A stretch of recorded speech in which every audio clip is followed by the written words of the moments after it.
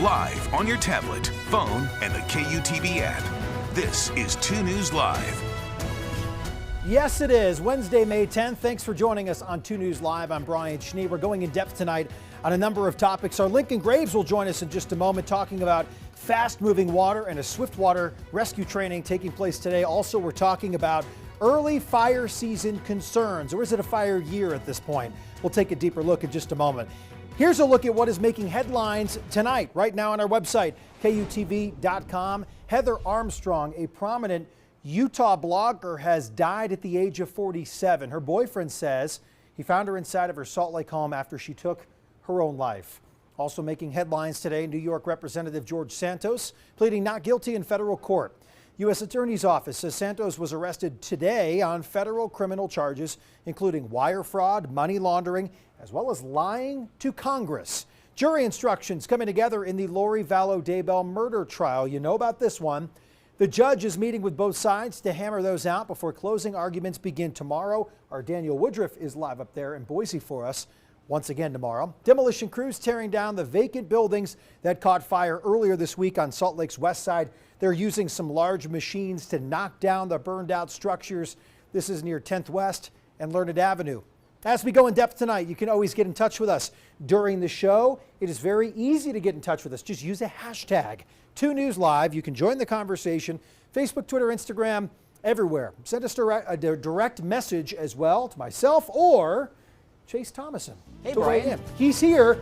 Before we get to you, Chase, or actually while we have you, let's look at this. You recognize this site. This is from, of course, our rooftop camera looking at some clouds in the distance. Yeah. Kind of been a gloomy day. If you flipped it to 180, if you looked at the Wasatch Mountains, you see some dark clouds out there. Ominous. We've had a little bit of gusty winds coming out of these showers and thunderstorms, but nothing really too heavy with today's setup. The really heavy, intense thunderstorms, there we go. A little bit darker, kind of a little bit of dust and dirt on our camera. Right on cue, but hey, here is May, some nice outlines of the snow still. That's right. And all that's got to come about down. Half of our snowpack remains right now, and that'll be coming down, especially next week, as we are forecasting some much warmer temperatures. Of course, with the snowmelt, though, we have to talk about those reservoirs, those lakes, they're increasing.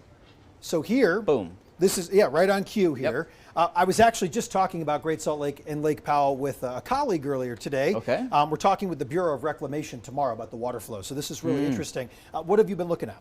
Well, since November, that was the historic low at Great Salt Lake. We've been tracking that now up to about 4.5 feet. So that's incredible. Now, just keep in mind with all these lakes, they're still going to be below normal. Sure. So we still got to conserve. We still need another winter or two to really fill things up, but we're making a huge dent. There's also hazards there for boaters, people using the lakes. Obviously, at the Great Salt Lake, this is a much needed boost. Right. It's already very low in terms of a water level low. anyway. It might grow another 2-3 feet, though, in the next couple months. The reason why I say that, I was talking with the gentleman who owns the boating excursion out there. He took us out, and he said last year he would hit the bottom so frequently, and this has really helped. So he can actually take you to new places. You wouldn't think of that. You can actually launch your boat at the Great Salt Lake. You can, and of course, Powell, this may open up other boat ramps. That's right. Right now, the daily rise is about 1 foot per day, so that's good news. By maybe summer, the next couple months, 70, 90 feet. It's not going to look like it did in the 80s, though. No, you're still going to see that white rim at Lake Powell. Okay. But it's going up significantly, which is good news. A lot of the snowmelt is now starting to happen in the Rockies and across, of course, northeastern Utah, and we'll see more of that next week.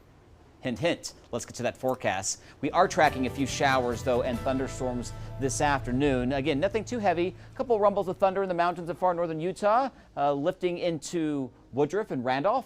That's where we have a little bit of that shower activity. Again, some gusty winds coming out of some of these showers right now. The general movement is towards the north to northwest, but they're already starting to fall apart. We'll continue to see these showers fall apart later tonight as the sun goes down. We have a few showers across portions of central and southern Utah. A little bit of lightning now just southwest of Richfield. That's interesting, just near I-70. These showers are drifting towards the east, but you might find a couple sprinkles or a shower or two through this evening along the I-15 corridor. But the big story with this storm system is the widespread severe weather that we're seeing right now across Colorado, portions of New Mexico, and into the southern plains, all associated with this storm system that's been bringing in some of these light showers here in Utah.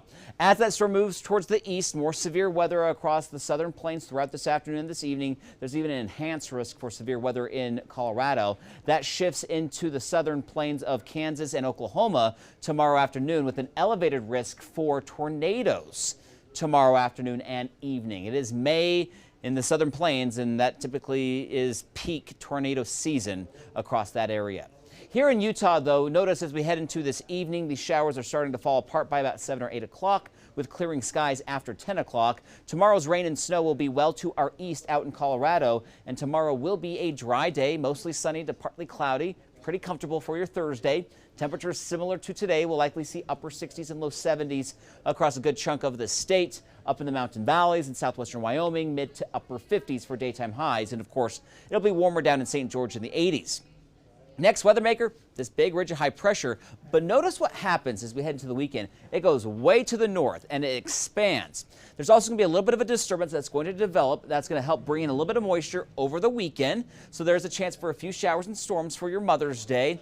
And then it's out of here by most of next week. I think this big ridge of high pressure settles in. There might still be some stray showers and storms in the mountains, but generally quiet and very warm weather moving in by the end of next week. May 19th, Friday, could be a toasty one here in Utah. So we're really going to be watching those rivers and streams. If we're going to see the warm weather that I'm thinking, we're going to have a lot of snow melt later in the week. St. George, mid-80s, will be in the upper 80s on Saturday. A little breezy this weekend. Southern Utah, you could see a stray thunderstorm on Sunday. Low 90s, though, next week with those overnight lows climbing into the mid-60s.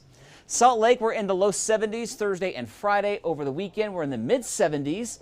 Few isolated storms through the weekend and into Monday, bubbling up in the afternoon. I'd say probably Sunday is our best chance to see those scattered storms.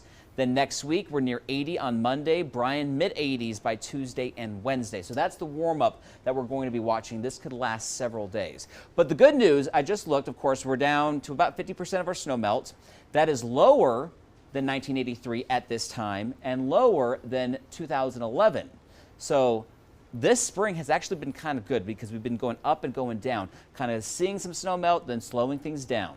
But a lot of it could be melting by the end of the week. So much conversation about 83, but 11 was such an interesting year. Huge And I year. know you Yep. found it in your models when looking at historical data. So it's interesting to see kind of where we stack Yeah, we're up. below 2011 to date. Of course, we were higher Gotcha. a few weeks ago, but we've been melting some of that snow. Yeah, difference based on the timing of our melt. That's right. I'm obviously very excited about this weekend for my wife out there, right? And my daughter. I Yes. just got a message that she's walking Mother's today. Day. Very cool. That's good. So that's an exciting thing. Okay. But obviously, I'm looking at Sunday. I know a lot of people out there are. It's shaping up to be kind of a Yeah, I think you're going to be fine. Interesting If day. you have any morning plans, maybe Sunday brunch. But just keep your eyes to the sky in the afternoon and evening. We'll see those storms kind of bumble up. This is not widespread rain, but again, this is our best chance for rain over the weekend and into early next week. Thank you, Chase. Remember to download our 2 News weather app to know about changes in your neighborhood.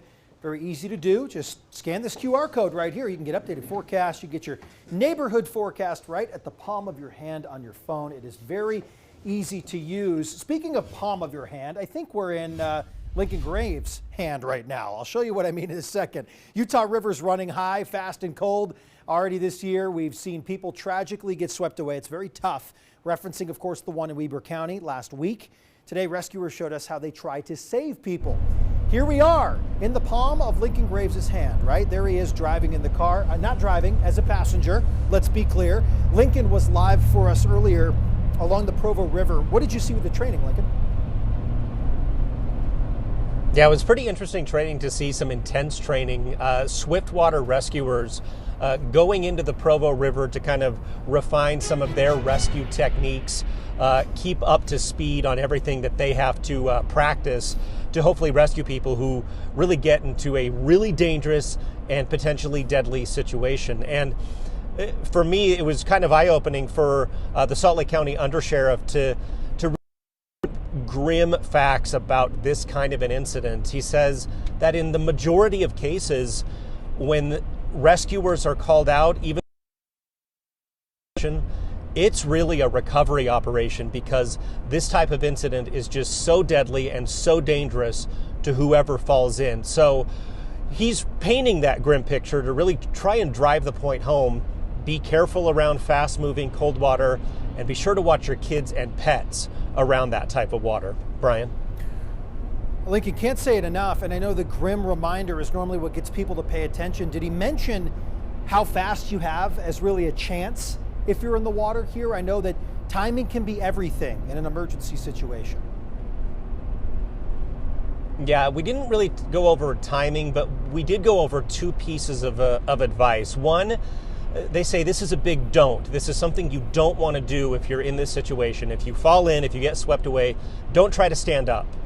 What happens if you try to stand up, your feet can really get caught in between rocks, logs, other debris down on the riverbed, and that can really send you over where you tip over in the water, but your legs or your feet are still trapped. And that's a situation you don't want to be in. That's a big don't. The other piece of advice, the big do, try to do this if you can. Get on your back, have your feet pointed downstream, and then try to back paddle toward the shore. If you saw my story, or if you look at it on the website a little bit later, you see some of the video, you'll see that that's how those rescuers were floating down the river. Feet forward, on their back. Not a ton of control in fast-moving water, but it's your best chance to kind of get yourself to the shore in a safe and as quickly as possible. Because as you said, time is of the essence. You're in cold, cold water. And those are the three things that can really hurt you. The cold, the water, the danger of drowning, but also trauma from being kind of knocked around with all of the debris that's in a river. Brian? Lincoln Graves live for us here on 2 News Live after attending this training today. Lincoln, you mentioned that tactic of saving yourself and trying to get to the shore. Right when you mentioned it, the video did show on screen. So it worked out perfectly, but people should also check out your story on our website, KUTV.com. Lincoln, thank you. 2 News has you covered this spring as our risk for flooding continues. Some great information from Lincoln there. If you get in this situation, we don't want you in this situation, to be very clear. Download our 2 News app for breaking news alerts on issues around the state. See our past stories on ways that you and your family can protect your home, your property, and of course, in these situations, your children or your pets. Covering southern Utah now, first responders say they have extinguished a wildfire in St. George. Federal, state, and local crews are now in mop-up mode. St. George Fire telling us today they plan to be on scene for the next couple of days to monitor hotspots. We showed you a live picture yesterday at 5:30 of how this fire looked. Here's how it looked today. The flames ripped through roughly 47 acres along the riverbed there, along the Virgin River. It is charred now. It's declared about 100% contained last night as the sun went down. Again, almost 50 acres burned. Fire chief says they saved all nearby buildings and nobody was hurt. So going in depth on this, wanted to look into the situation in southern Utah. We talk about how dry things are most years, but how dry is it now after a very good winter in terms of our snowpack? I asked those questions and what the fire situation looks like or could look like this traditional fire season of the folks over at the Bureau of Land Management. How do you view the fire situation or fire potential in southern Utah for the months of May and as we kind of creep into the early part of the summer? Yeah, so that's a great question. Obviously, in the winter and the spring months, we definitely got an increased amount of precipitation, which really, it did a couple of things. It really promoted a lot of grass growth throughout all the landscapes, especially out on the public lands, which will definitely come into play later on into the fire season. But at the same time, it moved us into a better drought condition. Southwest Utah is still considered to be a moderate drought, but all of that moisture we saw in the winter and the springtime improved those conditions. So everything is drying out really quick in the lower elevations. The higher elevations are in pretty good shape. There's still a lot of snow in the mountains, but down in the desert, the lower elevations, there's a lot of grass, especially in Washington County. That grass is really drying out, and we expect as we move into the month of June, that a lot of that grass is going to be available for wildfire if those ignitions take place. What are you asking of the public? What do you want the public to know ahead of the summer months? Yeah, so the big thing is, like you said, conditions change quickly in the summertime. Everything looks really nice and green. And then we move into the month of May and all the way, usually into the month of October, we are considered to be in fire season. So during those months, I guess the take-home messages are recreate responsibly. If you're outdoors or visiting your public lands, there's a lot of things you can do to prevent wildfires. But it really only takes one spark to start a fire. And especially when there's this much grass on the landscape, we do expect that as we move into the hotter and drier months, that these fires are probably going to be a little bit bigger than what we've seen over the last couple of years. Any different mindset for you looking at the upcoming months this year versus kind of where we were last year or the year before that, as somebody who's been around this for decades? So we've definitely benefited from the cooler temperatures. I think condition-wise, with the caveat of Washington County, most of Southwest Utah is probably off to a little bit better start than we traditionally are in terms of drought, in terms of fuel moistures, that type of thing. But with that said, everything dries out really quick. There's a lot of grass on the landscape. That's the biggest change I see this year versus other years, is there's going to be a lot of fuel that's available for fires. And so this is one of those years that we really need to try to be more careful, especially as we visit our public lands and the outdoors, that, our activities are in line with, being fire smart and using our fire sense to prevent those fires. So fires right now, early May, it's not a surprise. It's not a surprise. Sometimes our fire seasons have started as early as March. Recently, we've referred to our fire seasons as more of a fire year. They've had to work on fires in the months of March, all the way towards the fall months, even early winter. So that's why they use that term fire year rather than a fire season. Nick also mentioned the terminology fire sense. That's what this website is right here, utahfiresense.org. It's basically telling you to use your common sense. This is an interagency statewide initiative, a campaign that rolled out a few years ago now. Again, utahfiresense.org, some great information, how to prevent human-caused wildfires. Happens all the time. Someone's dragging their chains, emits a spark. Someone's out four-wheeling, and a part on that could emit a spark. An abandoned campfire. There are numerous ways, controlled burns that get out of control, which very well could be the case in St. George. They're investigating that. All of that falls into this landscape of human-caused wildfires, which we can do our part to prevent. utahfiresense.org. Be sure to stay with 2 News on air and online. For the latest as we head into wildfire season, you can always get updates sent straight to your phone by downloading our 2 News mobile app. A chance encounter on a freeway overpass led to one man saving another's life. Tonight at 10 o'clock, we'll hear from the man who was preparing to jump. Happy to have Jim Spiewak with us here on 2 News Live. Jim, this is really an incredible story you've got tonight.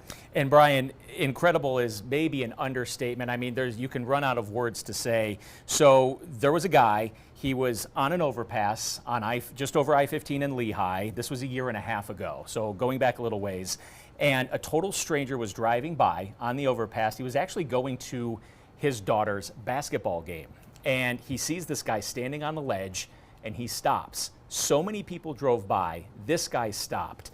And he walked out to him with his arms wide open, and he only said 4 words, "I love you, bro."